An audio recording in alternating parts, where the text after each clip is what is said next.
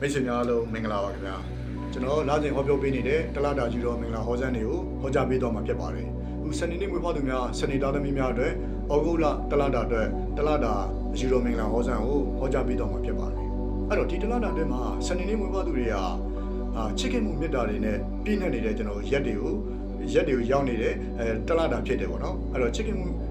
ချစ်တဲ့စိတ်မေတ္တာတရားတွေပို့ပြီးတော့အစားနဲ့စားရင်ကျွန်တော်တို့ရှိနေတဲ့ရက်တွေဖြစ်တယ်အဲ့တော့ဒီရက်တွေမှာကိုယ့်ရဲ့မိသားစုကိုယ့်ပတ်ဝန်းကျင်မှာကျွန်တော်တို့ပို့ပြီးတော့မေတ္တာထားနိုင်မယ်ပို့ပြီးတော့ကူညီလှုပ်ဆောင်ပေးနိုင်မယ်အဲ့တော့ပြောရမယ်ဆိုရင်ကိုယ့်မိသားစုနဲ့ကိုယ့်ဘဝရဲ့အောင်မြင်ဖို့အတွက်ကျွန်တော်တို့ကိုယ်တက်လန်းတွေကိုကျွန်တော်တို့ထိန်းစောင့်ရှောက်နိုင်စွမ်းရှိတယ်လို့ကျွန်တော်တို့လောက်ကိုင်းလည်းကျွန်တော်တို့အောင်မြင်မယ်အကျိုးစီးပွားတွေလည်းကျွန်တော်တို့တိုးတက်မယ်တလားတာဖြစ်ပါတယ်အဲ့တော့ကျွန်တော်တို့လုပ်ငန်းစီးပွားတွေလည်းကျွန်တော်လုပ်မယ်ဆိုရင်လည်းရတယ်လုပ်ငန်းစီးပွားလုပ်နေတဲ့အလုပ်တွေကိုကျွန်တော်တို့တိုးချဲ့မယ်ဆိုရင်လည်းတိုးချဲ့လို့ရတယ်အဲ့တော့ပြောနေတာကိုယ့်ပတ်ဝန်းကျင်ကိုယ့်မိသားစုကိုယ့်အလုပ်မှာပို့ပြီးတော့အစားနဲ့ဆိုင်မေတ္တာတရားတွေရှိပြီးကျွန်တော်တို့လှုပ်ဆောင်ရင်းနဲ့ပို့ပြီးတော့အောင်မြင်မဲ့တလားတာဖြစ်နေတယ်အဲ့တော့တိုးတက်မှုတွေကျွန်တော်တို့ရရှိမယ်ပေါ့အဲ့တော့ဒီတလားတာအတွင်းမှာပဲကျွန်တော်တို့မရတဲ့အချိန်လေးကိုယူပြီးတော့မဖြစ်အောင်ကျွန်တော်တို့ဆောင်ရွက်နိုင်တဲ့ရှိတဲ့တလားတာလည်းဖြစ်တယ်အဲ့တော့လုပ်ငန်းစီးပွားတွေခုနကပြောခဲ့လို့ပဲကျွန်တော်တိုးချဲ့လို့ရတယ်အဲ့တော့ဒီတလားတာအတွင်းကကျွန်တော်ပညာနဲ့ပတ်သက်တဲ့ကိစ္စတွေဆိုပို့ပြီးတော့အဆင်ပြေအောင်မြင်တယ်အဲ့တော့ကျွန်တော်တို့ပညာနဲ့ပတ်သက်တဲ့ကိစ္စတွေနိုင်ငံခြားမှာကျွန်တော်ဗီဇာလျှောက်ထားတာတွေပဲဖြစ်ဖြစ်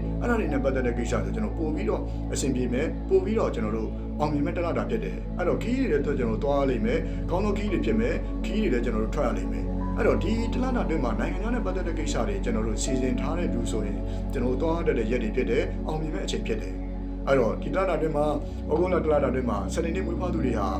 ကျွန်တော်ဘယ်လုပ်ငန်းတွေနဲ့ပတ်သက်ရင်အကျိုးရှိလဲဗကိစ္စတွေနဲ့ပတ်သက်ရင်ကျွန်တော်တို့ပို့ပြီးတော့အဆင်ပြေအောင်မြင်လဲဆိုတော့ကျွန်တော်ဆက်ပစ္စည်းနဲ့ပတ်သက်တဲ့ကိစ္စတွေဆက်တူဆက်ပဲလုပ်ရမယ့်ကိစ္စမျိုးတွေအရေးကြီးစာ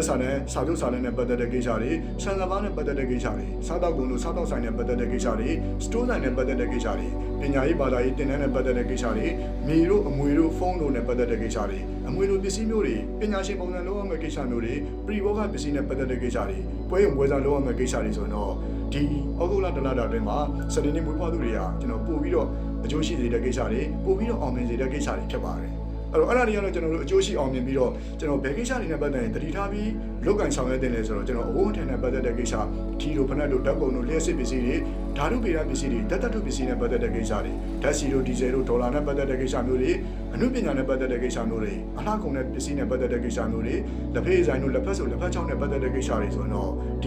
ီတလားတာတွင်မှာကျွန်တော်စနေနေ့မွေးဖွားသူတွေဟာတတိထားပြီးတော့ကျွန်တော်လုပ်ကန်ဆောင်ရွက်တဲ့ကိစ္စတွေဖြစ်ပါတယ်အဲ့တော့ဒီတလားတာတွင်